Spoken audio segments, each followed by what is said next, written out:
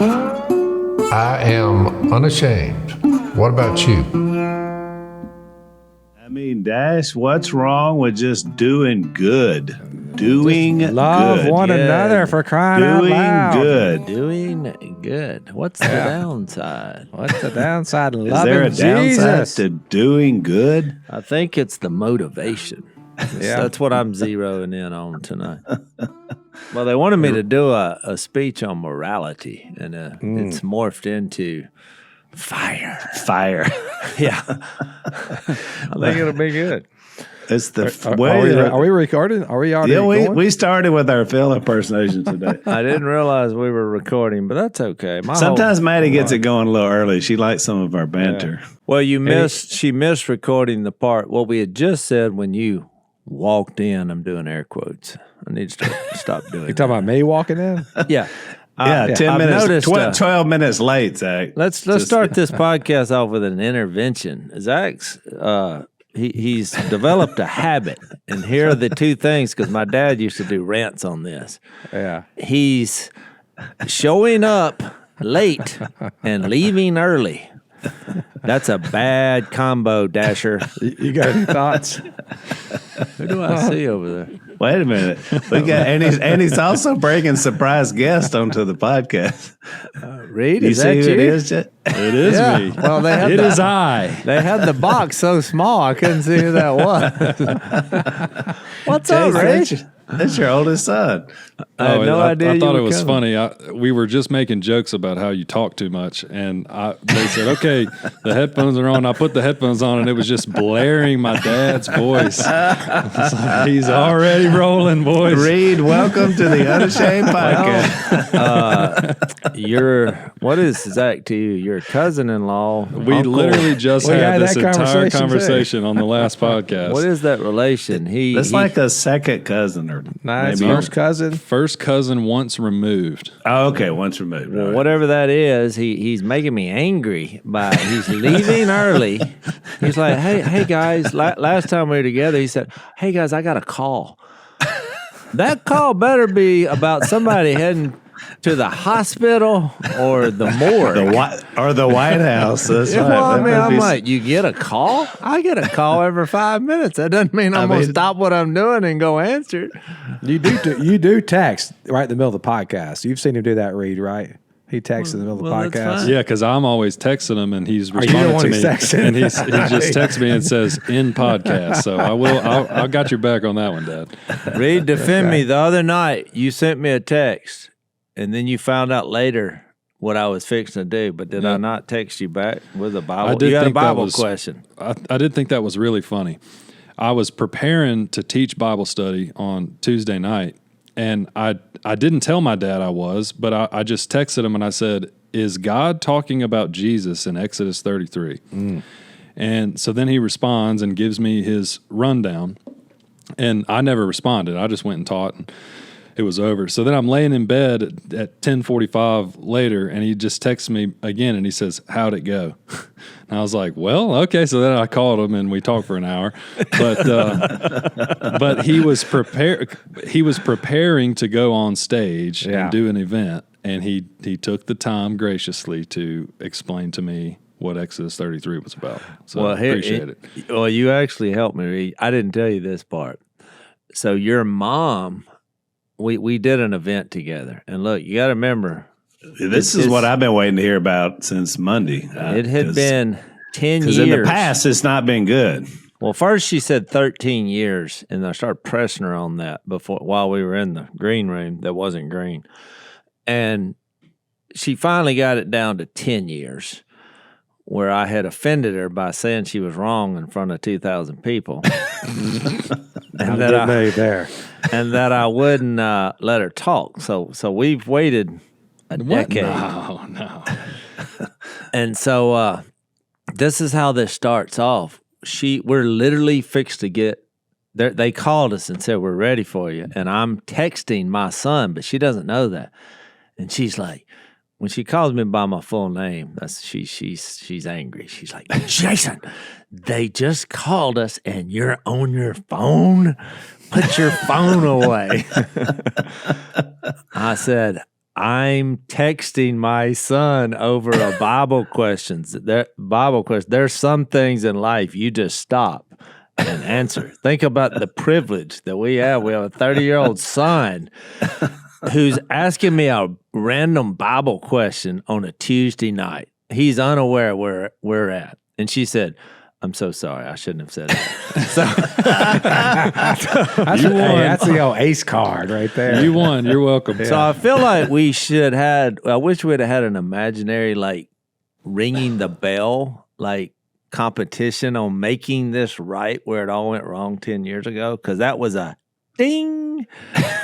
Yeah. And so, But you could tell Jase is loving it too much, because the 14 other times she fussed at him, he was just blowing her off. But the one time he had an excuse, then he got her. So That's the one you ride. That's the one you ride. I get right it, there. Jase. I know Yeah, how I'm not you really operate. sure how that helps your point that you were trying to make, but So tell us how the event went, because I'm curious. Did you do better than you did 10 years ago? That's the question. well, we had a moment, Al, because you got to remember it was we had a lot of trouble getting there. So we had already, like, galvanized our relationship, because it was just a rough trip. We the plane, we get to, drive to Monroe, get up 4:00 in the morning, we get there, and they call everybody, at like whatever, 5:30, you may board. So everybody but Missy and I had boarded because we were at the back of the line. And then all of a sudden, everybody starts coming back out. We're like, uh-oh. And then they put up that little word, delayed. Delayed. Guess why the plane from Monroe was delayed? Weather. Nope. The night before, when the plane come over, they hit a duck. You cannot make this up. The plane hit a duck. The plane hit a duck the night before, which there's a lot of questions there. Are we just now getting around to noticing this? Because evidently you've deemed this something that has to be cleaned up before we can move on. Because I was like, how could a duck do that much damage, And plus, I'm a duck man. This is your wheelhouse. Yeah, this is where you. It took you're in your almost 3 glow. hours for somebody to clean that duck off the plane. I just thought that was ironic. But then we went to Atlanta. Well, you know what happened? We miss our connection. Connection, of course. So then a series of events happened where we were in Atlanta and we realized we're not going to make it to Notre Dame. I was going to outside the campus of the Irish. So our assistant Bonnie's with us. She's like, we're not going to make it. And 5 minutes later, they said, we have had someone emerge and they're going to send you a private plane to get you here. Yep. I was stunned. I was like, well, we're back in. So the plane come, but it came from there, and the weather was rough, real windy. So then at some point, probably 10 minutes before landing, I thought, we're risking our lives for this. I mean, Missy and I were fine because we've been on a lot of choppy, I've been One involved. pilot or two pilots? 2 pilots, a man and his son. They could not have been any more nicer. I've got a rule, And, Jase. What's that? I only fly private. Really? When somebody else pays for it. I was fixing Yeah, I'm to glad say- you put that caveat in there. I was fixing to say, when's the last time you flown? 2 decades ago. But all right, I see where you went with that. So anyway, I felt like we had already had a lot. It was an emotional, and we weren't upset, but I mean, it was a pretty rough ride. I mean, our assistant Bonnie, she was distraught. It was a pretty rough ride, just the last 10 minutes. But anyway, so we had all this. Then I had the phone drama. So we get out there, and I'm like, it was a Q&A. They asked a question. I'm like, babe, would you like to go first? I was being very courteous, like offering her the first shot. I was doing all this. But I could tell she was kind of looking at me like, just be yourself. She had that annoyed look. And now about question 3. no win situation. Question 3. And the theme was like, you drop a rock and it creates a ripple effect. Of course, I had already gone off with, let me just explain this to everyone. The rock is Jesus, and the ripple effect are, the repercussions of him coming to earth. And well, so what are the odds that I texted you right before that asking if God was talking about Jesus as the rock in Exodus 33? That literally happened. That was my whole point. I know, and I told Missy that on the way down. I was like, your son is somehow in with the working of the Lord here, because he asked me a question about the rock. I told her that. I was like, and the theme is dropping the rock and the ripples. That's a true statement. So your response, they're like, this guy is always prepared to give an answer. They had no clue that you had just walked through kind of a pretty weighty theological point in the book of Exodus. I mean, it is it was weighty, yeah. That's why I texted him, because I'm like, I think that this is where it's going here, and I'm going to make a pretty big claim in this Bible study. I ought to make sure, and it's either ChatGPT or Jase Robertson, and I went with the living, breathing human. Yeah. Good job, Rick. Because we're in 1 John about the antichrist, so I want to stay away from ChatGPT. Well, you got to be careful with ChatGPT, because you get in an echo chamber and it learns what you want it to say, and it can make. I mean, everybody knows I love to talk about the temple, and so I did a little thing. I would put a random verse in there, and I would say, give me the temple motif and then fill in the blank. And just about every time it comes up with something like, that's pretty good. That's kind of scary, because it knows what you want to hear. But on that Exodus 33 passage, though, I preached on that a few weeks ago, and I think that's one of the most powerful. I mean, it is one of the most powerful scriptures in the Old Testament, and particularly if you can understand it in the revelation of Jesus Christ. Yeah, that's pretty cool. Speaking of rocks, we need solid foundation in America, and our good friends at FRC, which is Family Research Council, with Tony Perkins, have been a huge friend of the podcast and also us for many, many years. They've stood by us when they tried to cancel Dad. They were right there with us. So we're asking you to join the fight with them. Give today at frc.org/unashamed. So here's my text to read. I'd say technically yes, because he said, is God talking about Jesus? And I shared that story to the audience about the rock. I was like, no coincidence, my son's asking me about rocks before I walked out here, and he didn't know I was going to be here with the ripple effect. So our friends at Tomorrow Clubs, they are reaching kids in these really hard to reach places like the Binga district of Zimbabwe. Yeah, and I want to tell you about Binga a little bit more. It's a remote and really underdeveloped area of northwestern Zimbabwe. And 13-year-old Mbappe, he lost his mother, and a young man dropped out of school, turned to drugs. The only thing he cared about was soccer. And so when a local Tomorrow Club started games in his village, he showed up to play soccer. But before each game, leaders would share about Jesus, and Mbappe found his faith there. So today, he is now an ambassador of the gospel in his village. Tomorrow Clubs, they've already served 5,000 kids across 40 villages, and more local churches are ready to open clubs right now. So our goal is to double the outreach in Binga before the end of the year by reaching 40 more communities and 5,000 more kids. We really do believe in what this ministry is doing, discipling young children at an early age. And so it costs about $2,000 to start and sustain a club for a year. So whether you want to sponsor a new club, or if you just want to donate $100 to train a local leader, you are shaping the church of tomorrow in Africa. And plus, for a limited time, all donations to this Binga Blitz are going to be matched. So now time is of the essence. Join us now.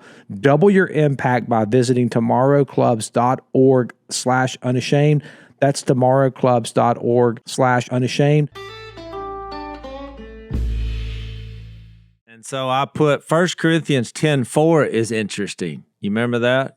Yep. I was going to mention that. I read that. Go ahead and mention it, because I can't remember exactly how it was worded. Well, he says that. I mean, he says that Christ Jesus is rock. that rock. Exactly. That accompanied them in the desert when the water came out. Right. Yeah, that's the verse I used when I preached it. He makes the same reference that the idea of water was there when they were covered in the Red Sea. It was like a baptism, them coming out of slavery into newness as well. So it's the same concept. He says, and all drank the same spiritual drink, for they drank from the spiritual rock that followed them, and the rock was Christ.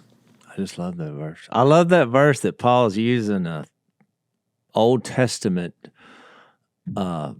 imagery Yeah. of Israel, and all of a sudden he throws that nugget out there. I mean, Well, he mentions Moses. I mean, it's almost like he's talking about. It's almost like he's referencing the verse we're talking about in Exodus, because he says, "For I do not want you to be unaware, brothers, that our fathers were all under the cloud and all passed through the sea, and all were baptized into Moses in the cloud and in the sea, and all ate the same spiritual food, and all drank the same spiritual drink." And he says, "And the rock was Christ." And then he backs it up, which is his point. "Nevertheless, with most of them, God was not pleased, for they were overthrown in the wilderness. Now these things took place as examples for us, that we might not desire the evil as they did." Oh, yeah. Oh, it's fantastic. So the rest of the text went, if you read the whole chapter of Exodus 33, because I skimmed it real quickly, and I was like, the presence of God, and it has a capital P when it had presence of God there, is referenced several times. You got to remember, God is 3 in 1, and there's a lot of references about Christ being the cornerstone. So my final answer would be, this shadows what Jesus would ultimately fulfill. He is the rock that brings the presence of God. And then I put this, which Reed didn't catch on at the time, but we had another talk about this later. And then would allow us to see his face. Well, you remember in Exodus 33 there was a big deal, but you can't look upon my face and live. Yeah, we just talked about that in the Not Yet Now podcast, because me and you were both saying we may have stumbled upon something interesting here, because when he says, "And while my glory passes by, I will put you in the cleft of the rock," Jesus, which is the point we're making, "and I will cover you with my hand until I pass away. Then I will take my hand away, and you shall see my back, but my face shall not be seen." But when Zach made a great point about Jesus being flesh, and we were talking about how it doesn't just... it affirms the Old Testament, all these prophecies, and I mean, it makes the entire Bible one story as Jesus came, and now God has a face. It creates this interesting point of, well, now they did get to see his face. Oh, absolutely, and I think it would be a great sermon. What also sheds light, a great illustration is at the Mount of Transfiguration, when you see sort of this glorified nature of this little preview of Jesus, and you're seeing him, but you're also seeing the old there with him, where you're seeing Moses and you're seeing Elijah, which represents the law and the priesthood, all now formulated into this glorified Lord who's here. I mean, it brings, passages like that, what y'all are discussing brings that to light in even a more exciting way. That also, another one too is Daniel 2, when Daniel has the vision of the kingdom coming, and it's remember the statue, and it had the different layers, faces, the 4 layers, bronze and iron, and the bottom. That bottom was iron, and in Daniel 2 it says a stone that was cut out of the mountain, it rolls down, and the stone that it struck the image. And became a great mountain and filled the whole earth. Well, that's temple language there, by the way. But the stone is Christ. Like, he's cut out. Literally, Christ came and destroyed the Roman Empire, if you really think about it. Then you get to Matthew's interaction, which we did talk about this and Not Yet Now with Reed and Brighton. When in Matthew's account, Jesus asked Peter, "Who do you say I am?" Well, he said, "Who do people say I am?" He said, "Some people say you're a prophet. Some say you're Elijah. Yeah, but who do you say I am?" He said, "Well, I say you're the Christ." And Jesus is like, "Yep, and upon this rock, that the confession that Christ, he's the rock, I'm going to build my church, and the gates of hell will not prevail against it." So the kingdom that came in the coming of the rock, it's just going to storm the gates of hell. It'll crush the Roman Empire. It'll crush any empire, and it's going to crush the gates of hell and overcome in the end. And then when you get to Ephesians 2, when you start to see the nature of the kingdom, the Bible says that we're also little rocks that are living.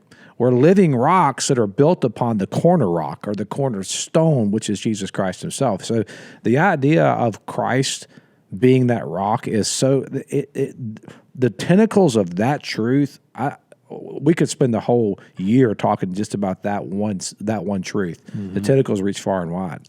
Well, look, Reed's a builder, so he knows if you have to have something to start things at the right angles to make everything work and be in sync when you build a house and you build a building.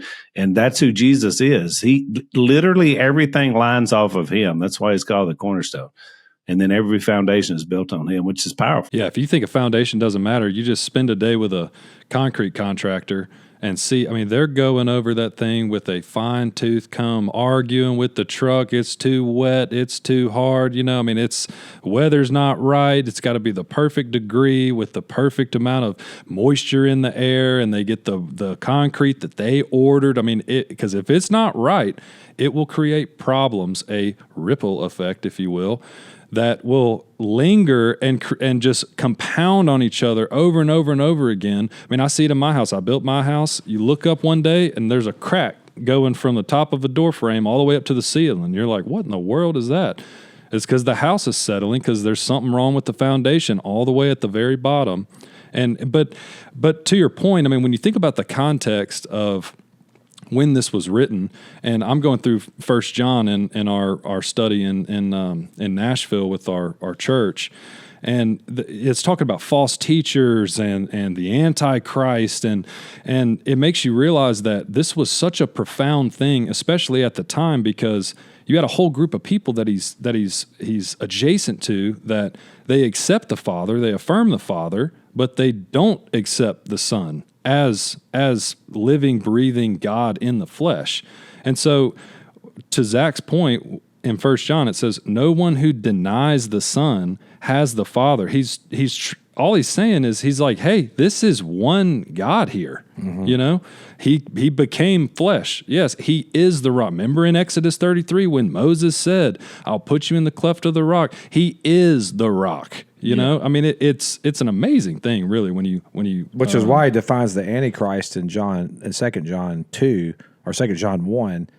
Well, I think there's only one chapter in 2 John, right? Verse 7, I think he says that the Antichrist is anyone who has said or is saying. Chapter 4. What is it? Chapter 4. Well, Chapter 4, no, verse that's 2. 1 John 4. Second Zach's John. talking about 2 John, which it only has. Yeah, it's not. It's only one. But chapter. he basically says that anyone who says Jesus didn't come in the flesh is the Antichrist, and I think the reason why they're the Antichrist is because they're actually saying that there's no rock that came out of heaven that crushed the kingdoms of the world. So, Jase, last year, you remember I had a big idea, 60 by 60. And you realize you needed some help. So I have lost 60 by 60 because I'm still 60 years old. I hadn't turned 61. And I've actually lost 70. Thanks to my good friends at PhD Weight Loss, Dr. Ashley Lucas. She's come up with what she calls a metabolic reset system to take you back to where your metabolism is burning fat the way that it should be burning. There's no starving yourself, no marathon workouts, no risky drugs. You reset your metabolism, you target dangerous belly fat, and you keep the weight off for good with PhD Weight Loss. Here's a picture of me at the beginning. This is now 41 weeks later, 70 pounds lighter. I don't have a CPAP machine anymore, which is a ball and chain I'm glad to be rid of. My blood pressure meds are almost non-existent. I'm down to 5 milligrams. So it's very positive health changes. Now's the time to jump in. And they're offering something great. If you call right now, they're going to waive your consultation fee. You'll get 2 extra weeks for free, and they'll cover the cost of your food during the program. And just for booking, you'll receive Dr. Ashley's book, 5 Steps to Reset the Scale. You need to hurry because this offer is only good in October. So call them now. Mention the code New Year. The number is 864-644-1900, or you can visit their website at myphdweightloss.com, 864-644-1900, and mention the code New Year. Verse 7 of 2 John. Many deceivers who do not acknowledge Jesus Christ as coming in the flesh have gone out into the world. Any such person is the deceiver and the Antichrist. And in 1 John 2, he's describing how to figure out if someone is a deceiver or not. When he says, children, it is the last hour, and as he heard that Antichrist is coming, so now many Antichrists have come. Therefore we know that it is the last hour. They went out from us, but they were not of us. For if they had been of us, they would have continued with us. And then in chapter 4, he says, Beloved, do not believe every spirit, but test the spirits to see whether they are from God, for many false prophets have gone out into the world. By this you know the Spirit of God. Every spirit that confesses that Jesus Christ has come in the flesh is from God, and every spirit that does not confess Jesus is not from God.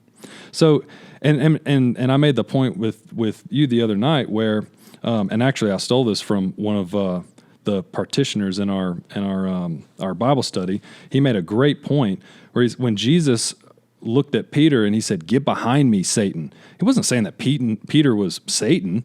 He was saying that you have the spirit of the Antichrist in you. Mm-hmm. You know, it's like you're get behind me, get behind me, evil spirit. You know, it's a very interesting and deep thing to dive into, but kind of it's one of those things where we've said it over and over again and I've heard you say it over and over again on this podcast, is once you see it, you just can't get around it. I mean, it's everywhere. That's one of my hopes, and we're gonna see Jesus. Can you imagine? Yeah. I mean, you're gonna take a good look at him, and that's 1 John 3. That's in between the two. Mm-hmm. When he appears. We will be like him. I never finished my story. You want me to finish it, or do we want finish it, Jase? So look, third question, me and my wife, they asked, who has been the most influential on your journey of the ripples of Jesus? And they brought up my dad because they said, well, you mentioned your dad, because I said I saw the transformation that happened in his life.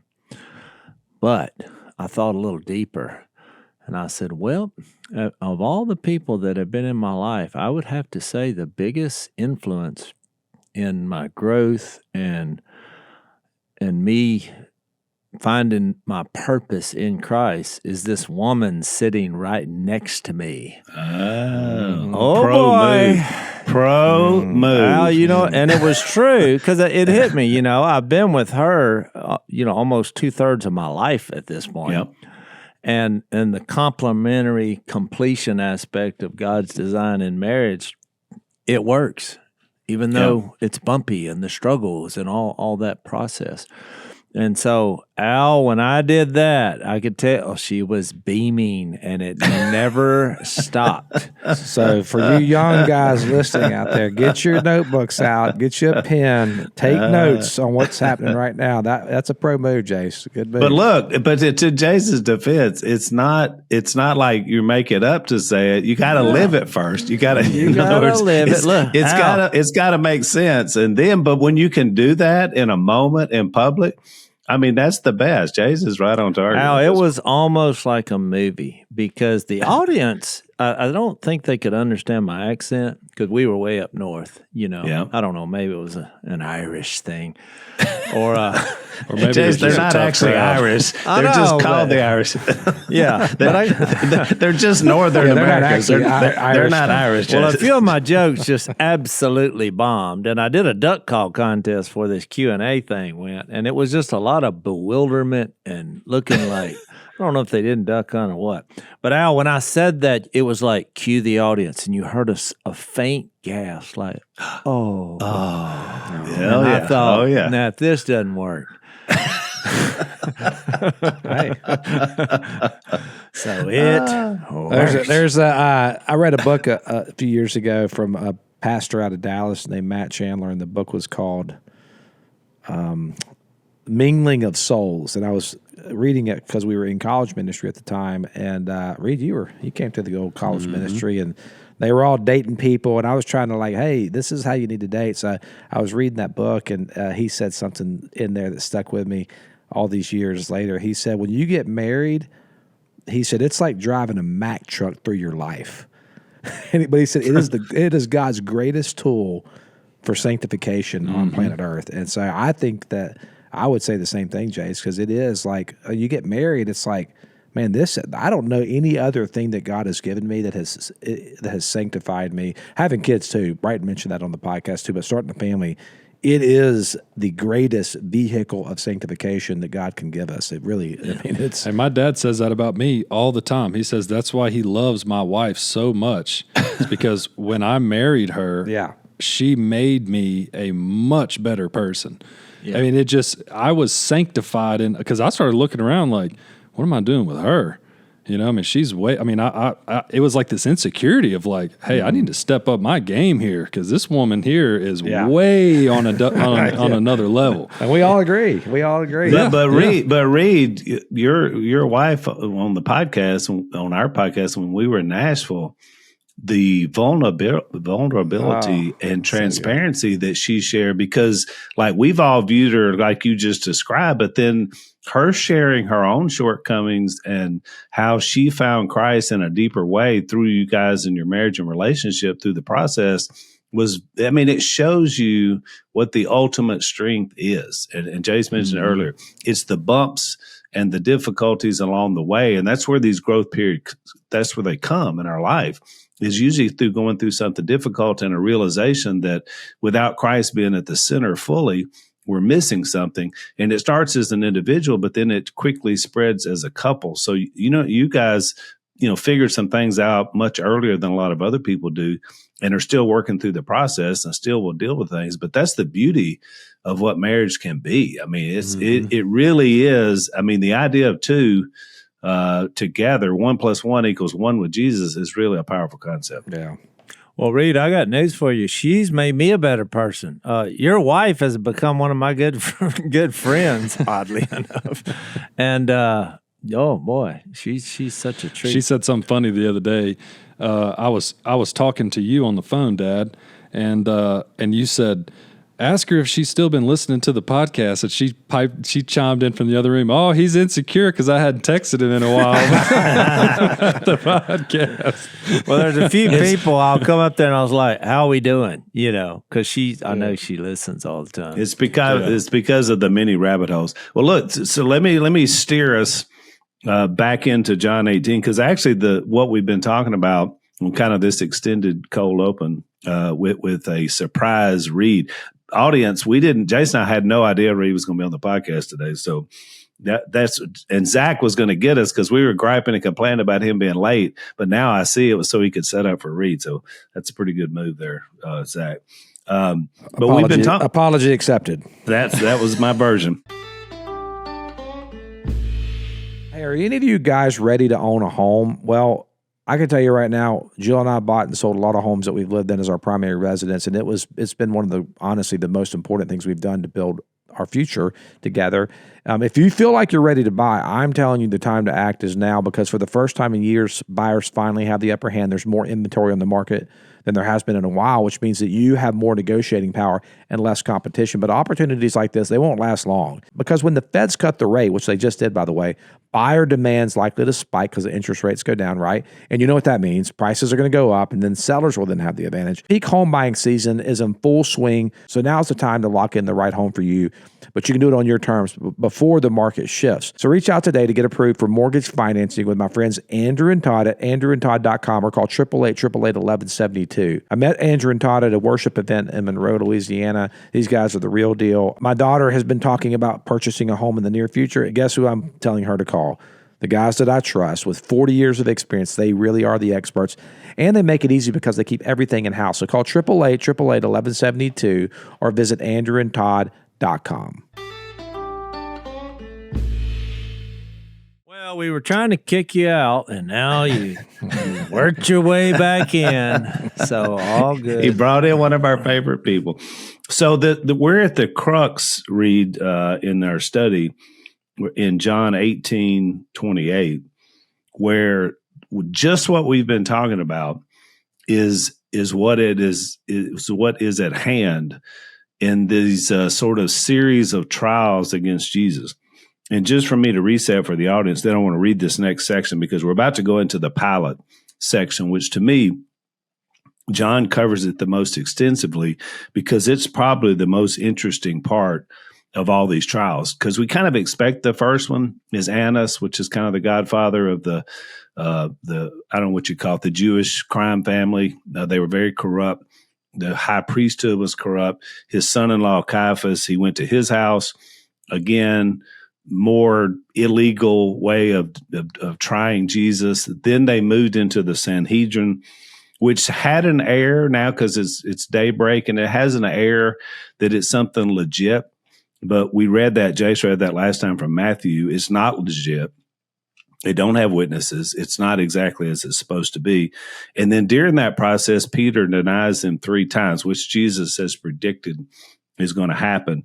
And so now in verse 28, they're turning him over to Pilate. And so we explain part of the reason why. It's because they want him dead, but they don't want to take responsibility of it. So they're trying to turn it over and make it the Romans' business to kill him. Because, they killed John the Baptist. Later on, they're going to kill Stephen. So they have some rights, even though they tell Pilate later they lie and say that they can't execute anybody. They execute people all the time. They just don't want to take responsibility because the people are with Jesus. So that's what it's just another ruse, which we've been talking about the entire time. So we get to verse 28, and John says this: Then the Jews led Jesus from Caiaphas, he'd been at the Sanhedrin, to the palace of the Roman governor. So now they're going to turn him over to the big, ruling government. By now it was early morning, and to avoid ceremonial uncleanness, the Jews did not enter the palace. They wanted to be able to eat the Passover. And someone in my studies made mention there that John puts this in there probably because here they are participating in an evil cover-up murder scheme, but they're so aware of their little pious sanctity that they can't go in the house of a Gentile while they're doing it, which shows you how corrupt they are. Verse 29, so Pilate came out to them and asked, what charges are you bringing against this man? Which, of course, is what you would ask.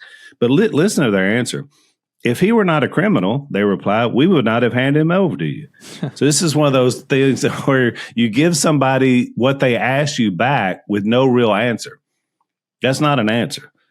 So Pilate says, well, take him yourselves, judge him by your own law. See, he's telling them, you have the right to do this under your own system.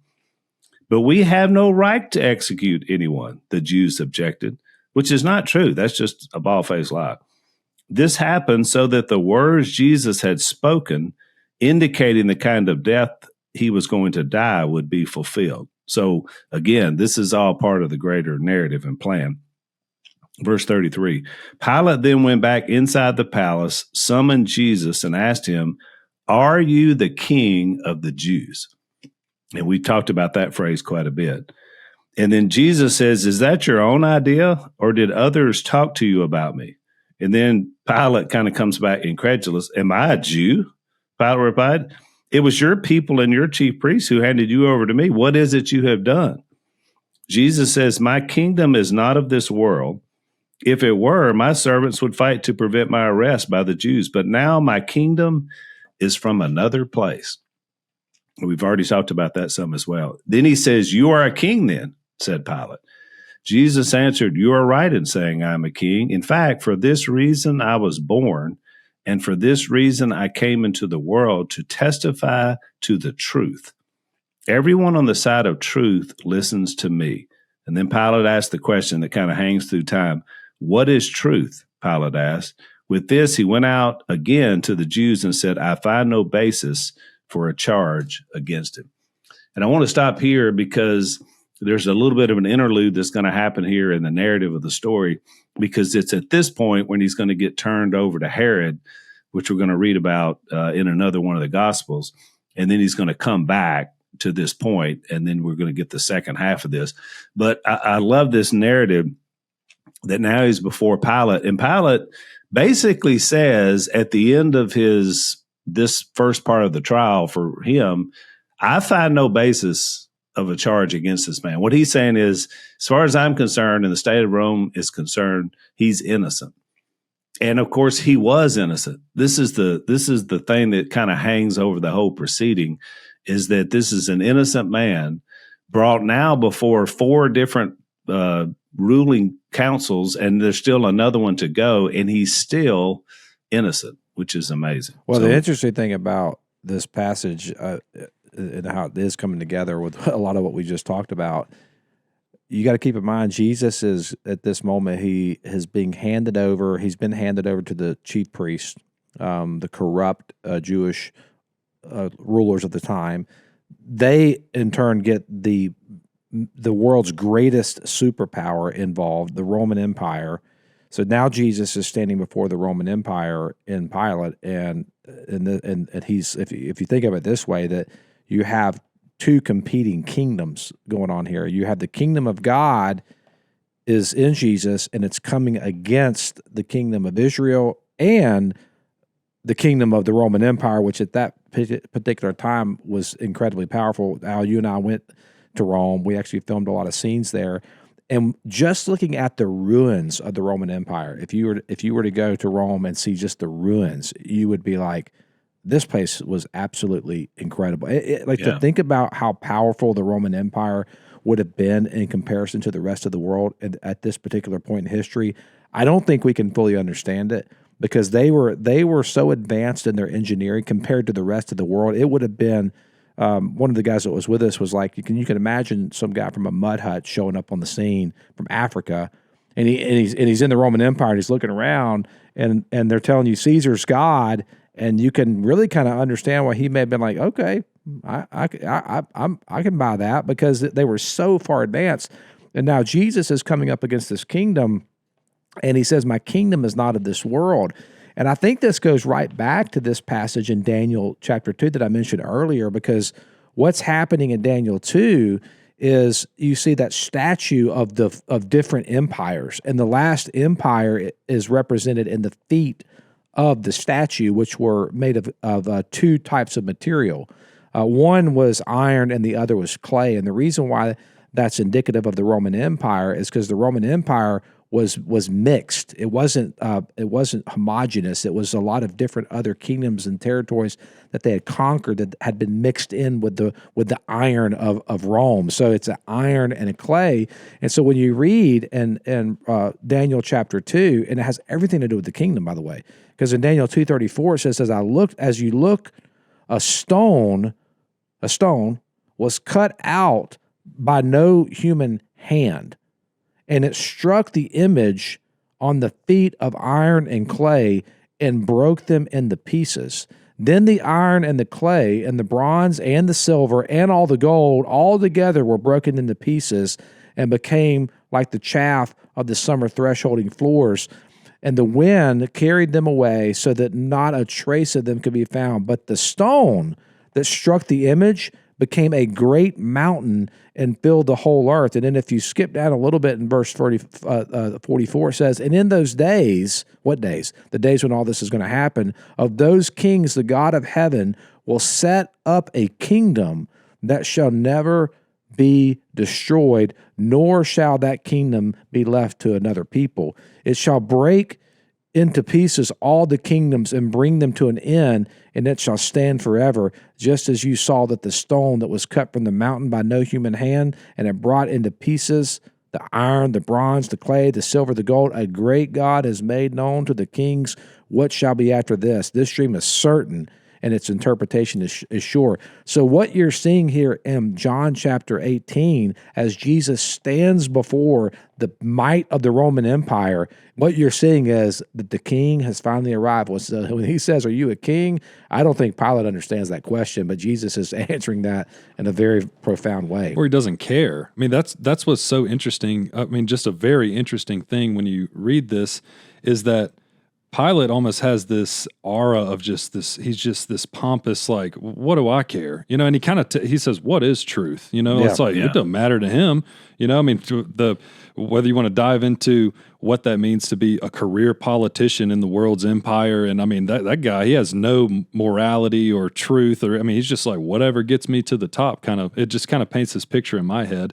But he's like, I don't care. Well, what is truth? Well, he goes back and he says, look, I mean, I don't find any basis to kill this guy. I mean, he's got his opinion. What do I care about it? And it's just so interesting to see that the same people that are pleading the case of kill this man are the same people that could recite you Daniel and tell you every single one of those things and what they mean in great detail. And now here he is fulfilling it, and they're like terrified of the Roman Empire. They're terrified of that statue and what it represents, that it's just going to squash them in a minute. Jase, it's crisp fall mornings. So what's the anticipation for duck hunting this year? Is the land ready? Are you ready to hunt? Yeah, it takes me back to when I was a little kid. You know, it was so good to find just peace and the Lord God himself in creation itself. So, and you know, it's changed for us because for the first time ever in our lives, our dad is not like preparing that for us to do. Now we're kind of doing it in his memory, in the idea of playing that forward. But we're also called to conserve and steward that creation as well.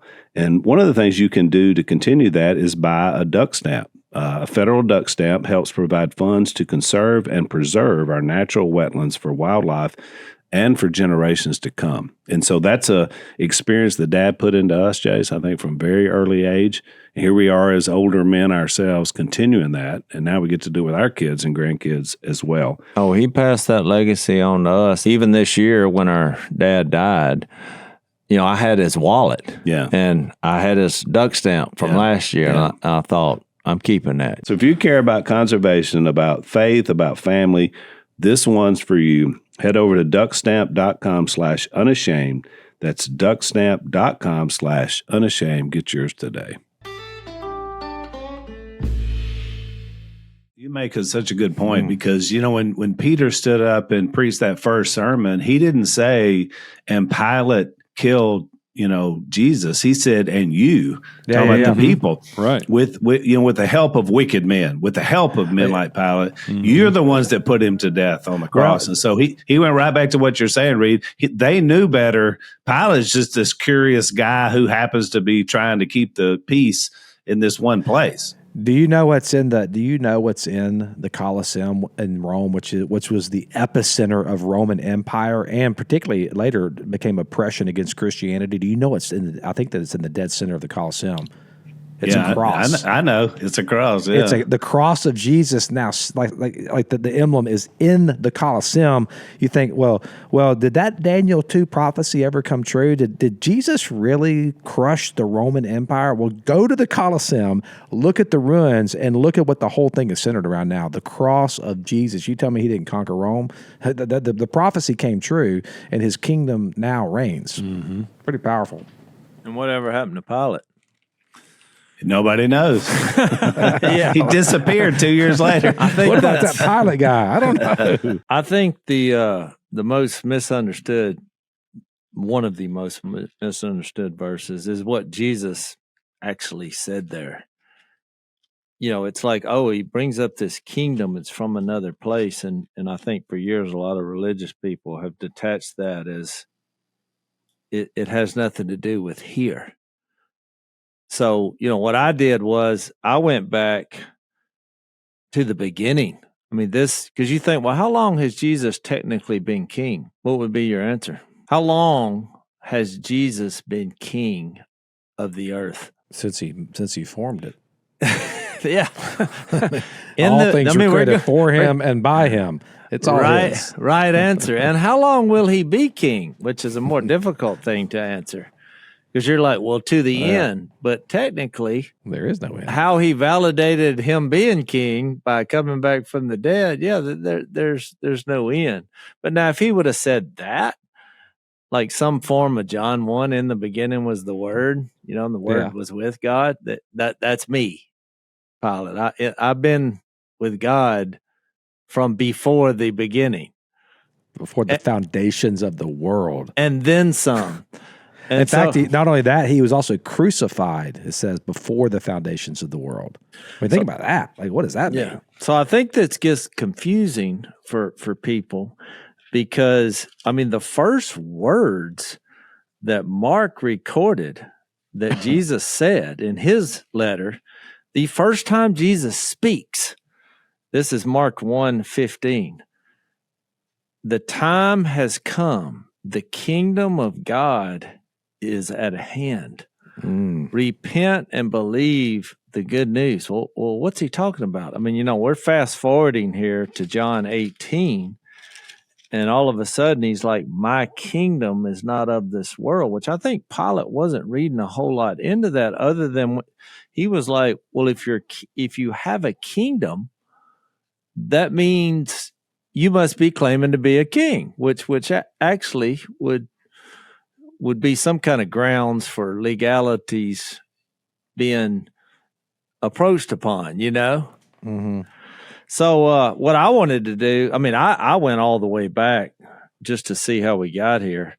But you remember in his prayer, if I just go, to Matthew's version, where he says this prayer, and he's like in Matthew 6, verse 9, when he's teaching them how to pray, he's like, our Father in heaven, hallowed be your name. Your kingdom come, your will be done on earth as it is in heaven.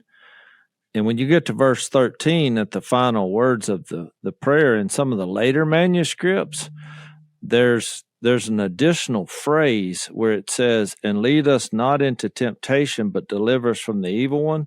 Well, some of the later manuscripts of the Bible, and you should have a little letter right after evil one. And it says, for yours is the kingdom and the power and the glory forever. And you're like, well, why was he introducing this concept in the prayer? Well, it goes deeper than that. When you go back to what John the Baptist was saying, remember in chapter 3 of Matthew, in verse 2, he's going around, this is before Jesus, and he's saying, repent, for the kingdom of heaven is near. Then when Jesus comes along the scene, he says the same thing. Where's that at? In 4:17. From that time on, Jesus began to preach, repent, for the kingdom of heaven is near. Of course, then in this prayer, what does he mean that your kingdom come on earth as it is in heaven? What does he mean that yours is the kingdom and the power and the glory forever? Why is he bringing this up to Pilate when he's fixed to die, saying, my kingdom is not from this place? I mean, what are y'all's answer to that? Well, the first thing I would say is, let's identify what Jesus did not say, which is how I think we often interpret it. He did not say, my kingdom is not in this world. What he said is, my kingdom is not of this world, or my kingdom is not from this world, which the very nature of that statement is that his kingdom is in the world, because he's saying it's here, but it's not from here. And that's a key distinction of what he's not saying. So it's such a good point, because what's happening here is there's about to be a crucifixion of a body. So the God incarnate is in a body now. He's on planet Earth. He's actually in the world now. The Word actually became flesh, and now that flesh is going to get crucified on a cross. But there's going to be a vindication in the resurrection. So I think that actually what he's testifying to here is not that this world doesn't matter. It's not that he's actually saying that the kingdom of God has now invaded the planet, and it's going to actually expand across the entire cosmos in Jesus. That's so good, Zach. And Jase, I love that you brought up the prayer, because I was thinking when I read it the same thing, but I was thinking about the prayer in John 17, because look what he says. He says, for this reason I was born and came into the world to testify to the truth. Remember when he started that prayer, and he started out with I and the Father are one? And then the next thing he prayed for was the disciples. Everyone on the side of truth, he said, listens to me. So that's more testimony that comes from those who are with him. And then remember the last segment of the prayer? It was to the world. He said, the world has to believe. And so look at the last part of this. Pilate says, what is truth? And so here's someone from the world saying, I don't even know what you're talking about. And like Reed said, this from his mindset, it doesn't even matter. But it does matter, because in 300 years, all of Rome is going to understand and convert to Christianity from this moment. So you're seeing that prayer live itself out from John 17, Jase, as well as you are the one about, for thy kingdom come. Yeah, it just wouldn't have mattered. It wouldn't have mattered to him, because what Jesus could have said is, well, I am truth. You know, like in the end of chapter 15 in John, when he says, "But when the Helper comes, whom I will send to you from the Father, the Spirit of what? Truth, who proceeds from the Father, he will bear witness about me." And to your point, Dad, and you will also bear witness because you have been with me from the beginning. And in chapter 17, I glorified you on earth, having accomplished the work that you gave me to do. And now, Father, glorify me in your own presence with the glory that I had with you before the world existed. It was pretty powerful. It shows the whole picture. All right, look, we're out of time. Well, this is a to be continued anyway, because I just got started. But go ahead. All right. Well, but then that's to be continued. All right, to be continued. Reed, can you hang around and go through another podcast? We'll have to do another because you can't get all your points with 3 Robertsons and a Dasher in one podcast. That's true. I love it. We're glad to have Reed along with the journey today. We'll pick this up next time, which for us will be in 5 minutes on the Unashamed podcast. Thanks for listening to the Unashamed podcast. Help us out by leaving a rating and review on Apple Podcasts. And don't miss an episode by subscribing on YouTube. And be sure to click the little bell and choose all notifications to watch every episode.